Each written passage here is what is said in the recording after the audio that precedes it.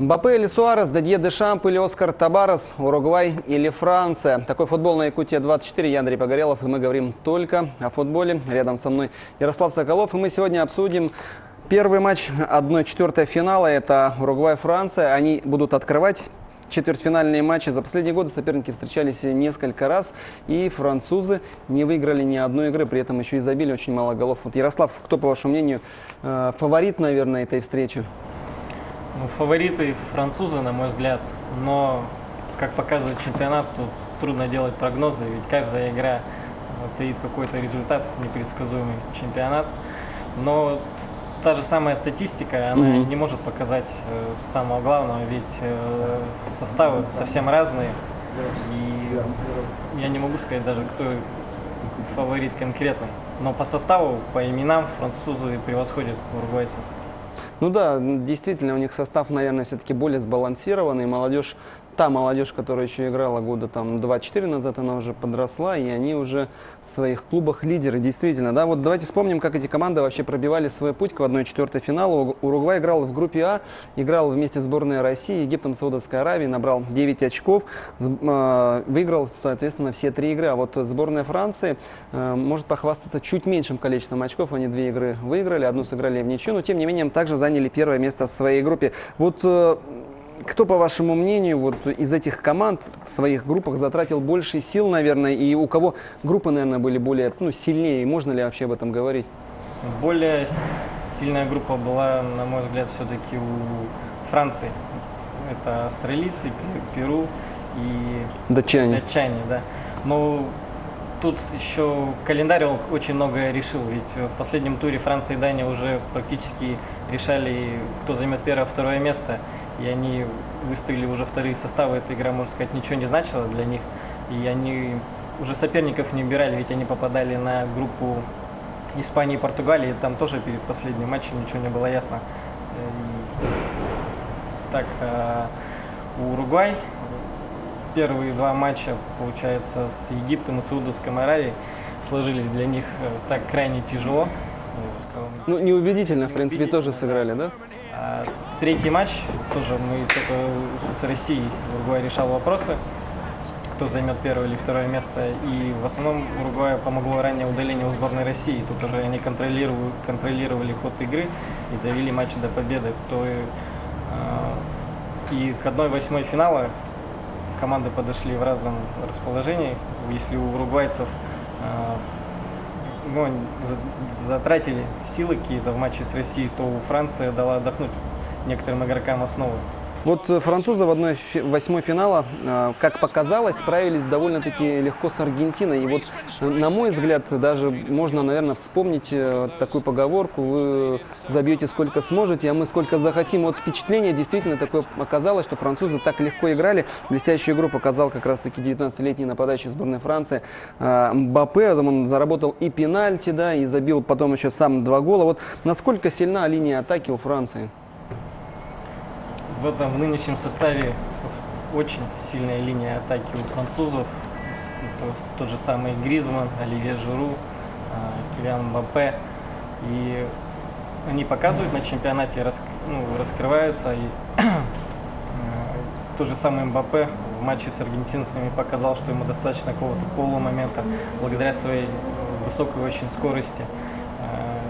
И матч с аргентинцами, повторюсь, сложился для Франции. Счет не отражает на самом деле того, что было на поле, да. Ну вот Мбаппе ведет себя, наверное, не как 19-летний парень-то на самом деле. Почему он так себя уверенно ведет? За счет чего? За счет и партнеров, уверенности в своих партнерах, что они могут снабдить его такими передачами. И он чувствует уверенность в своей сборной, что он может играть, что тренер ему доверяет. Ведь не каждый тренер решится поставить в состав 19-летнего нападающего. Ну вот французы в том матче очень быстро выходили как раз-таки из обороны в атаку. Вот Уругвай, это тоже латиноамериканская команда, как и Аргентина. Стиль игры у них похож вообще, в принципе, между собой, Аргентина, Уругвай. И будет ли это значить, что французам в этот раз тоже будет легко проходить, по крайней мере, среднюю линию? Мне кажется, игра для французов сложится очень трудно, потому что если мы посмотрим на те игры, как играл Уругвай, то они пропустили всего один мяч. Мгм. И то от португальцев со стандартного положения после розыгрыша углового. И это говорит о том, что центр поля и защита у них очень хорошая. Не дают разбежаться где-то игрокам. А французы в основном, да, забивают быстрый выход из защиты в атаку. И будет очень интересная игра. Я даже не знаю, трудно предположить. Но очень трудно будет французским нападающим и полузащитникам скрыть оборону. Ну вот помимо Мбаппе во французской сборной, на кого еще стоит обратить внимание? Кто еще опасен? От всех стоит ожидать опасности. Это тот же самый Поль Погба, тот же самый Нголо Канте.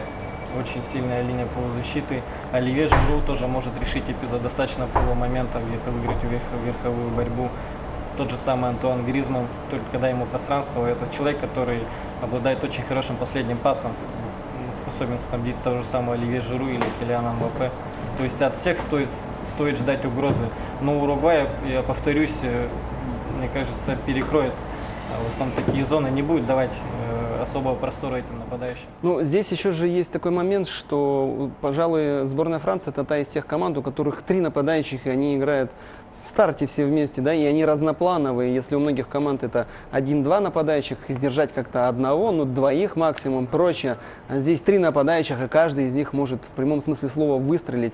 Насколько будет вот в этом отношении все-таки перестроение, может быть, в обороне у Уругвая, или они также по-прежнему будут играть, как играли до этого? Тут сложно сказать, ведь еще мы не знаем, выйдет ли Эдисон Кавани, Да. как будет, кто составит пару Луису Суаресу в нападении. Но я думаю, не будет отказываться тренер Уругвая от схемы, которую они играли все предыдущие игры. Французы также будут играть в 3 нападающих, думаю. Но вот тут еще стоит сказать, что на этой стадии как бы уже нету легких соперников, и по ходу чемпионата, повторюсь, Франция еще не встречала такого соперника. Тот же самый Аргентина, все ожидали от нее больше, Ну да. в очередной раз она разочаровала всех своей игрой. Те 3 мяча, которые забили аргентинцам, французам, это, я еще раз повторюсь, не по игре были. Ну, у Уругвая тоже есть свои звезды. Это в первую очередь, наверное, Эдинсон Кавани, который буквально за уши вытянул свою сборную в матче с Португалией, забил 2 гола. Да? Насколько вот сильна линия атаки у Уругвая, и можно ли их сравнивать с Францией? Сравнивать вообще нельзя их. Получается, в нападении у Уругвая только Кавани и Суарес, эти 2 человека, которые могут создать и момент из ничего. Достаточно вообще полумомента. И как мы видим по статистике забитых мячей, в основном забивают Кавани и Суарес. Эти 2 в нападении могут вообще сделать из эпизода гол. Ну, вот эксперты, вот, с которыми мы говорили, да, перед этим, в один голос практически говорят, что да, Суарес это звезда, но опасности стоит ожидать больше от Кавани. Вот почему так происходит?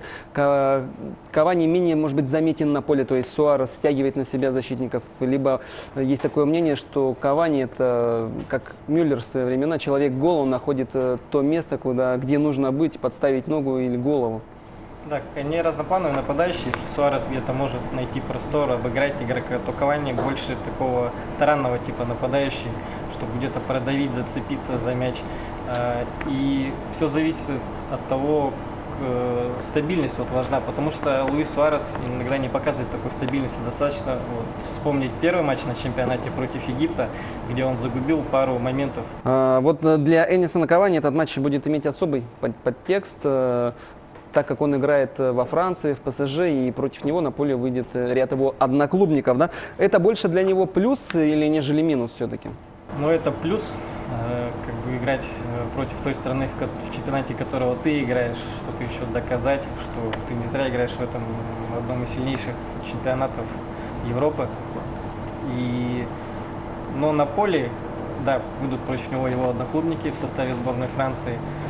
Но стоит сказать, что на поле не бывает друзей, друзья только вне поля, то есть во время игры никто не будет никого жалеть. В матче Уругвай-Португалия Эдинсон Кавани, после того, как забил 2 гола во втором тайме, получил травмы икроножной мышцы, да, и, возможно, даже по предварительной информации, он уже, скорее всего, не выйдет на поле, потому что, как пишут СМИ, он даже не тренировался, то есть не приступал к тренировкам, ну, с общей командой, да, то есть по индивидуальной программе. Насколько это серьезная потеря, наверное, для Оскара Табареса, и можно ли вообще заменить Кавани в этой сборной? На данный момент нет такого человека на скамейке запасных, кем бы можно заменить Кавани. И я не знаю, что тут придумает тренер. Возможно, стоит поменять схему, потому что линию атаки надо будет как-то по-другому выстраивать. Ну, мы надеемся, что Эдисон Кавани восстановится, все-таки сыграет. Это не одна потеря в этом матче. У французов тоже есть потери из-за перебора желтых карточек, не сыграет. Пожалуй, наверное, главная звезда опорной зоны у французов – это Блес Матюиди. Если сравнивать потерю Эдинсона Кавани и вот у французов в центре поля, можно ли их сопоставить? Потому что ведь Блес Матюиди – это тот игрок, который в этой сборной делает незаметную вот работу именно, да, черновую такую работу. Сравнивать нельзя то значение, которое Эдисон Кавани все-таки значит для Уругвая. Блес Матюиди, да, он такой человек, которого вроде на поле незаметно, но он делает ту работу, которая нужна, такую черновую, как вы сказали. И все-таки, я не знаю, кем его заменят, но больше придется Канте где-то отрабатывать и Полю Погба. Благо у французов есть такие два опорника, которые смогут где-то взять более-менее игру на себя в центре поля. Как показывает чемпионат, у Франции она играет все-таки более слаженно, да, и у них футбол более командный. Вот за счет чего Уругвай может преодолеть вот стадию 1/4 финала? Только за счет потрясающей самоотдачи. В этом матче, пожалуй, вот таких личных встреч, как у Кавани, да, и у того же Блес Матюиди, да, которые играют в одном клубе, да, играли. Будет еще и такая некая схватка, это Гризманн и столб обороны у Уругвая Диего Годин. Они также выступают в одном клубе, и для Гризманна это тоже определенная игра, и он сам отмечает, что в тех клубах, в которых бы он не играл, всегда в этих клубах есть уругвайцы, и он, в принципе, знаком с этой сборной, и возможно, ему тоже будет немного легче играть и проще, и все-таки Диего Година он называет одним из лучших своих друзей в этой сборной. А вот как вот это можно прокомментировать? Ну, это огромный плюс, что они играют в одном клубе, где-то знают слабые, сильные стороны друг друга. И, конечно, они своим напарникам по команде, тот же Годин, своей оборонительной линии может где-то подсказывать, куда, под какую ногу вести Антуана Гризманна, где-то как встретить его. А с другой стороны, Антуан Гризманн тоже знает слабые стороны Диего Година, и где против него сыграть, где-то как включиться, тоже в какую зонку набрать, где. И это огромные как бы плюсы для обоих. Кого бы хотели видеть в полуфинальной встрече из этой четверки, которые вот сыграют 6 числа, да, это Уругвай, Франция, Бразилия, Бельгия? Хотелось бы увидеть французов, ведь очень хорошее у них нынешнее поколение. А с пары Бразилия-Бельгия, думаю, бельгийцы тоже. Потрясающая сборная, которая показывает на этом чемпионате очень симпатичный футбол. Ну, многие действительно дают предпочтение бельгийцам, вообще в целом на чемпионате, ставят их даже фаворитами, да, но, как мне кажется, они еще пока тоже не встречались достаточно сильным соперником, как и французы, наверное, да, но, как говорится, время покажет, да, вот буквально 2 дня, и мы уже узнаем, так ли это на самом деле. Ну, Уругвай-Франция, какой счет будет в матче, вот прогнозы? Ставлю на минимальную победу все-таки французов, если не в основное время, то в дополнительное или в серии пенальти. Ну, Франция, я уверен, будет в полуфинале все-таки. Ну что ж, действительно узнаем мы через 2 дня и увидим, будет ли играть Франция против Бразилии, либо против какой-то другой команды.